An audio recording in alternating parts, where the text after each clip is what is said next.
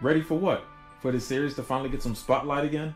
Hell yeah, it's about time this series gets some redemption. You know we can make it happen. All we need is proper coordination and timing. You down? For sure, Jay. Let's get it.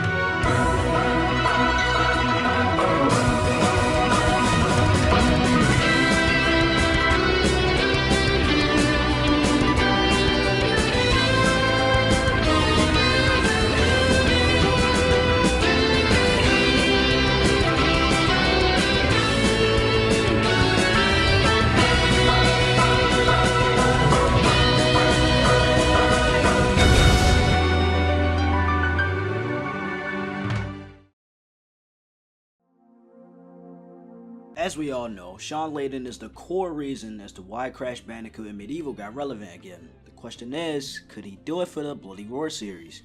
Konami owns the IP, but as it stands, they're not doing anything with it, so why not?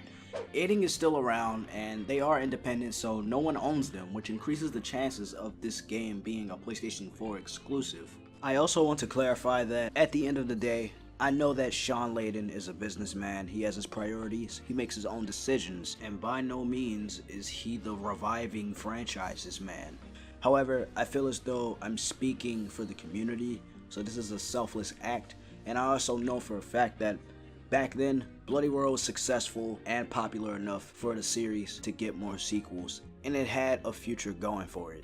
There was even going to be a game in 2011 to 2012 on the PlayStation 3. But ultimately, the series it did fade into obscurity after the decline, not only in quality but in sales of how Hudson produced the last Bloody Roar game, Bloody Roar 4.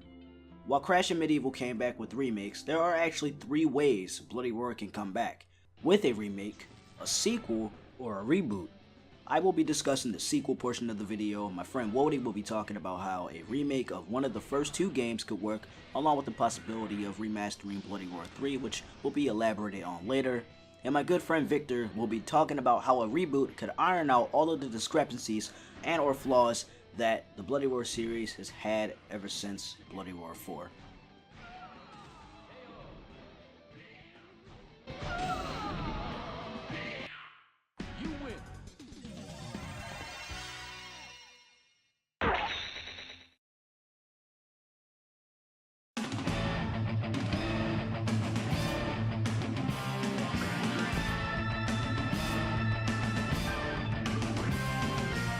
So where I stand regarding the Bloody Roar series is an affirmative word that is trending a lot as of right now in gaming. But if you guys and gals don't know, please allow me the honor in letting you know. The word is remake. Why, you ask? Well, only because I have my doubts between the 2 other choices, which is either a complete reboot or just another sequel. Why, you ask again? It's mainly because within a complete reboot, oftentimes they take away a few or a lot of the main components of a game in order to incorporate new features, controls, ideas, etc., which ends up losing its original feel. And a sequel isn't really a good idea to me after what happened with Bloody Roar 4. Nah, I think a remake would be perfect. Preferably Bloody Roar 1, Hyper Beast Duel, or the one I fell in love with, which is Bloody Roar 2, Bringer of the New Age, or if you're American like myself, The New Breed. Since Aiding is still around developing games like Kamen Rider, adding their touches on Marvel vs. Capcom 3, and so on, and Hudson Soft Co. became absorbed by Konami and now owns the rights to Hudson Soft's catalog, I believe there's a chance that we'll hear some news regarding the series in the near future, since the series is still being kept alive and was never officially cancelled. Hell, Konami just remastered a flashback title that was dropped back in the 2000s with Zone of the Enders 2. Who's to say Bloody Roar 3 won't be remastered? That was also a PS2 title. All in all, I feel it's time for Aiding to resurrect their most nostalgically treasured series with a defibrillator, shouting "Clear!" because some of the past fans have been really vocal nowadays on Twitter, Reddit, forums, you name it. Hudson, out.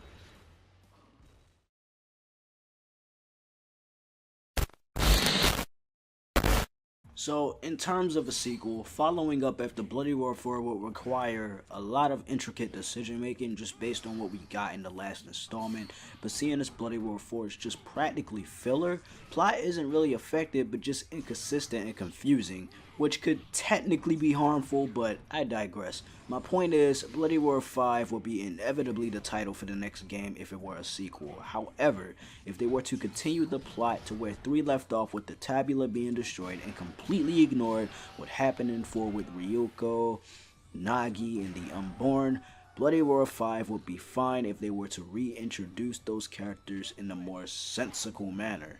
If a game that doesn't remain consistent with the plot can have a 4 in the title, I don't see the harm with Bloody Roar 5 being a title for the next sequel, and it fixes the problems that Bloody Roar 4 had. Therefore, fixing Bloody Roar 4's canon. Just bring back the tabulous, since the cliffhanger at the end of 3 foreshadows more tabulous, plus Nagi was actually mentioned briefly in Bloody Roar 3, so it's not like she's a completely Bloody Roar 4 exclusive character or anything like that. She was mentioned at one point, but she was manifested into a physical entity, her own character, into 4, which unfortunately was not the greatest time for her debut because the plot revolving around the character wasn't so great. But yes, I think that Bloody Roar 5 could work, if done correctly.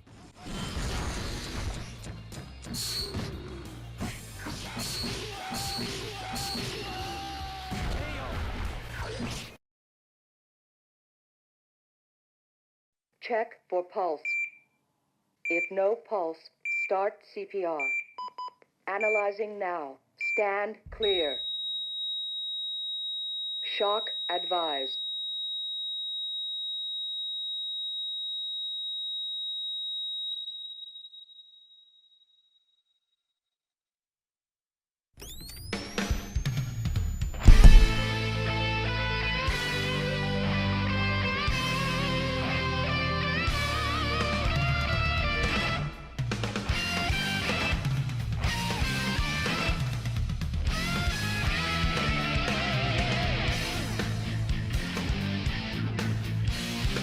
Seeing that Bloody Roar has been gone for a while, that means that if the franchise does come back, then there's many ways to go about it. You can reboot it regularly, reintroducing fan favorites like Yugo and Alice, while mixing in both old and new characters alike. Since the original stories did not showcase heavily, save for Bloody Roar 2, they can expand on the story and answer many of the unanswered conflicts and story plots that the originals did not. There is also another way to approach this, and it's through soft rebooting. This game can continue where the previous left off, but introduce a new set of main characters under the Zoanthrope experimentation procedure. This game can create a heavier focus on why the experiments are occurring and how it relates to and affects the cast through both conflict and emotion. A story mode similar to Mortal Kombat 9 or Street Fighter 5 would better express the soft rebooted story and expand its world while paying homage to Bloody Roars 1 through 3.